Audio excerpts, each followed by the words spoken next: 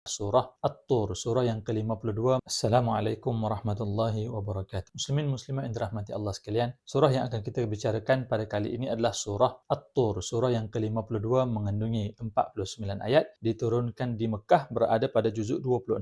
Surah At-Tur ini dinamakan bersempena dengan ayat pertama yang disebutkan dalam surah ini, di mana Allah Ta'ala bersumpah dengan Bukit Tur ataupun Bukit Tur Sina yang menjadi tempat Nabi Musa alaihissalam bermunajat menerima kitab Taurat daripada Allah Subhanahu wa taala. Secara umumnya surah ini menceritakan tentang kebenaran wahyu yang Allah Taala berikan kepada Nabi Muhammad, khususnya berkenaan dengan hari kebangkitan ataupun hari kiamat. Begitu juga menjadi satu bentuk motivasi kepada baginda Nabi sallallahu alaihi wasallam dan umat Islam, para mukminin, untuk tetap berada di atas landasan iman dan Islam. Allah Subhanahu wa taala menyebutkan ataupun bersumpah dengan 5 perkara di dalam surah ini pada permulaan surah ini, di mana Allah Ta'ala bersumpah dengan Bukit Tursina, kemudian bersumpah dengan kitab yang Allah Ta'ala berikan kepada Nabi Muhammad sallallahu alaihi wasallam, kemudian Allah Ta'ala bersumpah dengan Baitul Ma'mur, yang dipanggil sebagai Kaabah ataupun kiblat para malaikat yang menjadi tempat yang ditawaf oleh para malaikat. Kemudian Allah Ta'ala bersumpah dengan langit ataupun bumbung, wasaqfil marfu', bumbung langit yang tinggi.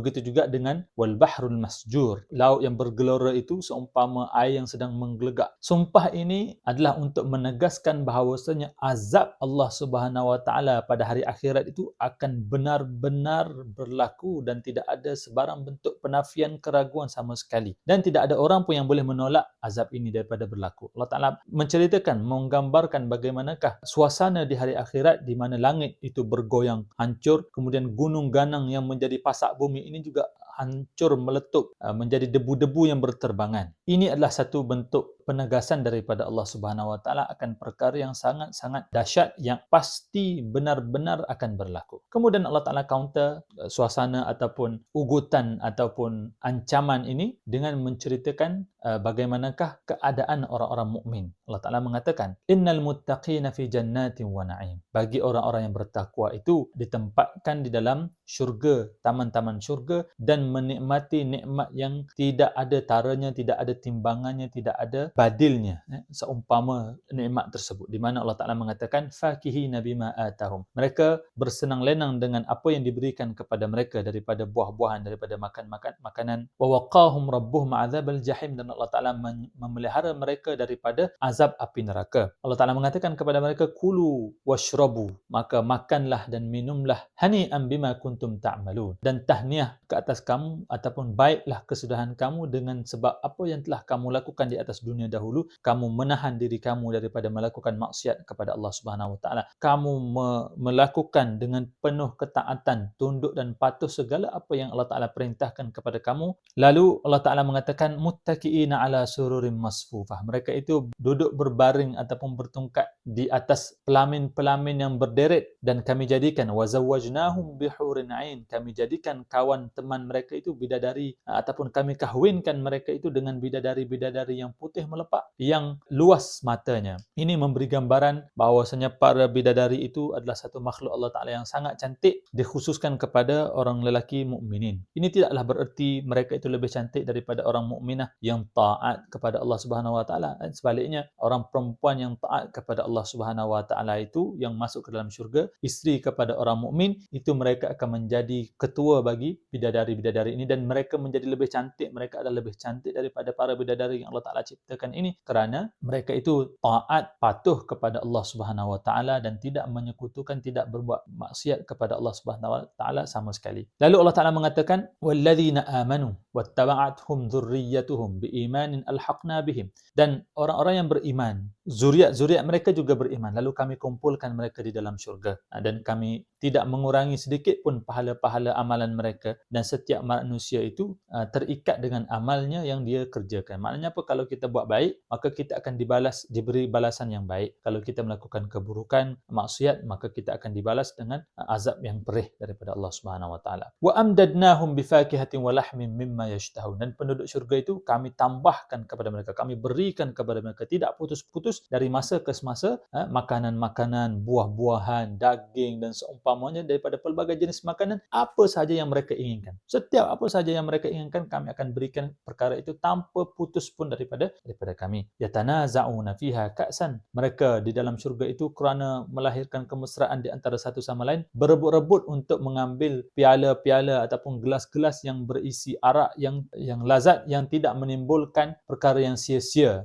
Tidak seperti meminum arak di atas muka bumi ini menjadi mabuk lalu melakukan maksiat dan seumpamanya. Di dalam syurga mereka itu tidak melakukan perkara yang sia-sia dengan sebab minum arak dan tidak menyebabkan peminumnya itu menanggung dosa. Kerana arak itu diharamkan di atas muka bumi tetapi tidak diharamkan di dalam syurga Allah Subhanahu wa taala. Dan semestinya arak di dalam syurga itu tidak semesti arak di atas muka bumi ini dan seumpamanya. Kemudian mereka di dalam syurga itu akan dilayani oleh anak-anak muda, ghilman, ghulam yang kita panggil, yang senantiasa berjalan di dalam syurga itu, yang cantik, yang elok paras rupanya, seolah-olah mereka itu mutiara, ka'annahum lu'lu'un maknun, mutiara yang tersimpan rapi, mana yang elok rupa paras, yang elok budi pekerti dan seumpamanya. Wa aqbala ba'duhum ala ba'din yatasaalun. Kemudian mereka dalam keadaan nikmat itu, mereka saling melihat antara satu sama lain dan bertanya, inna kunna qablu fi ahlina musyfiqin. Kami dahulu semasa berada dalam keluarga ini selalu merasa cemas, selalu merasa takut daripada melakukan kederhakaan kepada Allah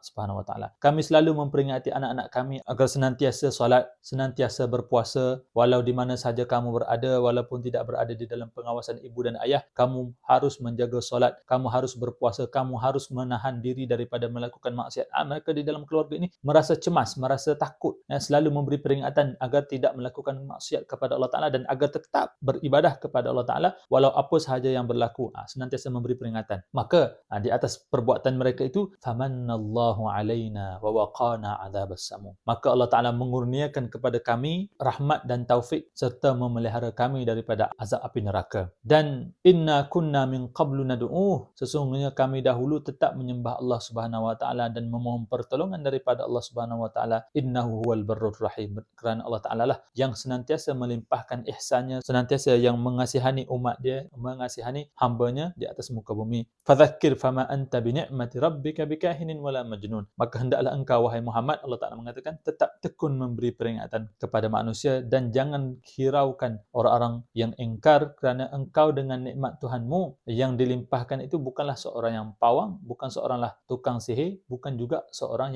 yang gila. Kamu itu benar-benar mendapatkan wahyu daripada Allah Subhanahu wa taala, maka jangan kamu risau. Teruskan steadfast, tetap di atas jalan ini dan jangan hiraukan. Teruskan usaha ini. Dan inilah di antara apa yang disebutkan oleh Allah Subhanahu wa taala untuk counter balik ancaman azab api neraka yang Allah Taala sebutkan di awal tadi. Kemudian Allah Taala juga menyebutkan dalam surah ini hujah-hujah yang diberikan kepada orang-orang kafir, orang-orang yang musyrik, tidak ingin beriman kepada Allah Subhanahu wa taala. Allah Taala mengatakan kepada mereka, am khuliqu min ghairi syai'in. Kalau mereka itu benar, maka cuba mereka jawab pertanyaan ini. Apakah mereka telah tercipta dengan tidak ada yang menciptakan? Bolehkah umpama rumah itu ada tanpa ada yang mencipta rumah itu, ya, tanpa ada yang membuat rumah itu? Ataupun apakah mereka itu sendiri menciptakan diri mereka sendiri? Apakah rumah itu boleh menciptakan rumah itu sendiri, menciptakan dirinya sendiri? Kemudian apakah mereka yang mencipta langit dan bumi? Sudah tentu tidak. Bal la yuqinun. Tetapi mereka adalah orang-orang yang tidak yakin dengan apa yang kebenaran mereka, yang apa sahaja yang mereka sebutkan. Kemudian Allah Ta'ala menanyakan lagi, am indahum khazain rabbik. Apakah mereka itu mempunyai khazanah Tuhan sehingga boleh memberi sesuatu perkara ataupun menahan sesuatu perkara daripada berlaku, menahan nikmat ataupun menahan azab? Bolehkah mereka melakukan perkara itu? Am humul musaytirun. Apakah mereka berkuasa mentadbir segala-galanya, menguruskan setiap sesuatu? Jatuhnya daun ke bumi itu apakah mereka yang melakukan? Jatuhnya air hujan itu apakah mereka yang melakukan? Am lahum sullamun yastami'una ilaik. Apakah mereka itu mempunyai tangga untuk naik ke langit dan nak mendengar apa yang diperintahkan, disebutkan oleh Allah Subhanahu wa taala, yang dibicarakan oleh para malaikat daripada perkara-perkara takdir yang akan berlaku? Ini bukanlah nak menyebutkan Allah Taala itu berada di langit, tidak sama sekali, tetapi urusan langit itu, urusan akhbar-akhbar itu disebutkan di langit, dan ini jugalah menyebabkan ada jin dan iblis cuba-cuba mencuri dengar akhbar-akhbar di langit lalu direjam dengan panahan dan kilat dan guruh yang berdentum di langit. Kemudian mereka menyebutkan lagi amlahul banat.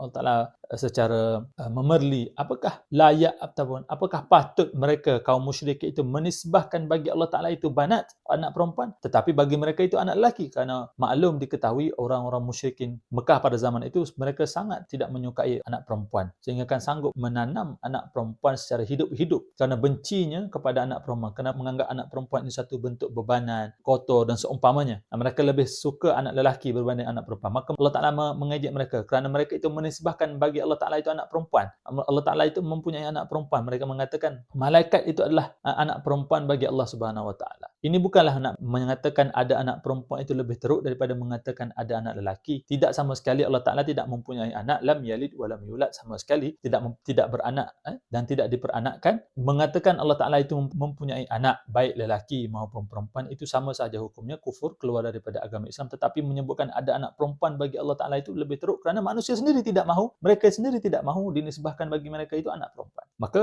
ini satu bentuk tempelakan daripada Allah Subhanahu Wa Taala kepada kaum musyrikin. Lalu Allah Taala memerintahkan Nabi untuk mencabar mereka supaya mereka menjawab persoalan-persoalan ini. Kemudian Allah Taala juga mengakhirkan surah ini dengan menyebutkan perintah bersabar serta bertasbih kepada Allah Subhanahu Wa Taala, bersabar menunggu arahan daripada Allah Taala, menunggu ketetapan daripada Allah Subhanahu Wa Taala. Di antara senggang-senggang turunnya wahyu itu, hendaklah kamu bersabar, kemudian hendaklah kamu memuji Allah Subhanahu Wa Taala, bertasbih di waktu malam dan ketika bintang-bintang terbenam, iaitu ketika sebelum terbitnya fajar. Mudah-mudahan surah ini memberikan peringatan kepada kita dan kita mendapatkan manfaat daripadanya. Wabillahi hidayati wat taufik. Wassalamualaikum warahmatullahi wabarakatuh.